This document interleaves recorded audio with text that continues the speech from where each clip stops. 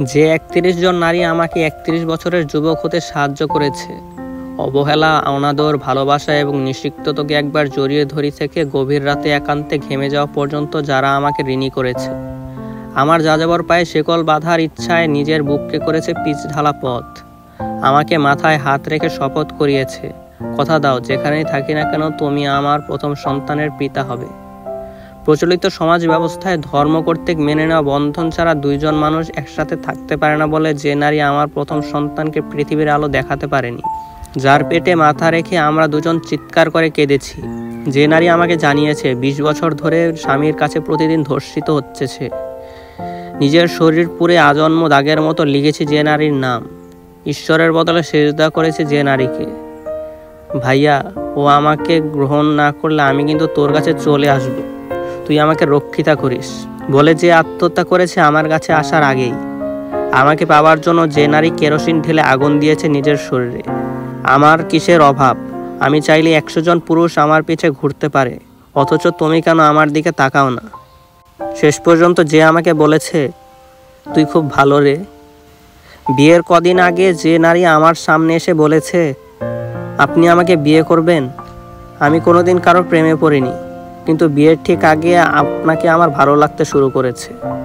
নিজের জন্য না হোক, আমার কথা ভেবে রাজি হয়ে যান। যে নারীর সব কিছু হওয়ার পরেও আমাকে বলেছে আপনি আমার অতীত, বর্তমান, এমনকি ভবিষ্যৎ নন।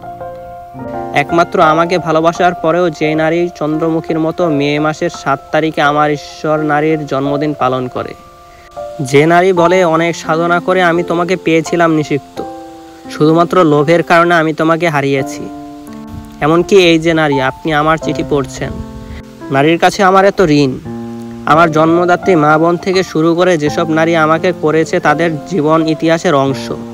আমার ভেতরের জ্বলতে থাকা আগুন নেভাতে এসে যারা নিজেরা জ্বালিয়েছে নিজের হাত, আমাকে ১ মিনিটের জন্য হলেও বেঁচে থাকার সাহস জুগিয়েছে যে সকল নারী, ভালোবাসার আদরে চাদরে মাতৃদুগ্ধে আমাকে পালন করেছে যে নারী, আমার জন্য আজও পরবাসে নিজের সুখকে হত্যা করে একা আছে যে নারী, আমি কি পারি তাদের ভোগ্য বস্তু হিসেবে ভাবতে? নারী আমার কাছে আমার বেঁচে থাকার মতো সত্য। আমি কেবল প্রতিদিন পবিত্র হয়েছি নারীর ছায়ার পাশে হাঁটতে পেরে। আমি সাক্ষ্য দিচ্ছি এসব নারী ছাড়া আমার জানা কোনো সত্য নেই। আজ এই মুহূর্তে আপনাদের সবাইকে আমি আমার নিয়ন্ত্রক হিসাবে মেনে নিলাম। নারী ছাড়া আমি আর কোনো নিয়ন্ত্রককে বিশ্বাস করি না। শপথ আমার মায়ের বুকের দুধের, শপথ আমার মায়ের জরায়ুর, শপথ আমার গর্ভপাতে ড্রেনে ভেসে যাওয়া প্রথম সন্তানের, শপথ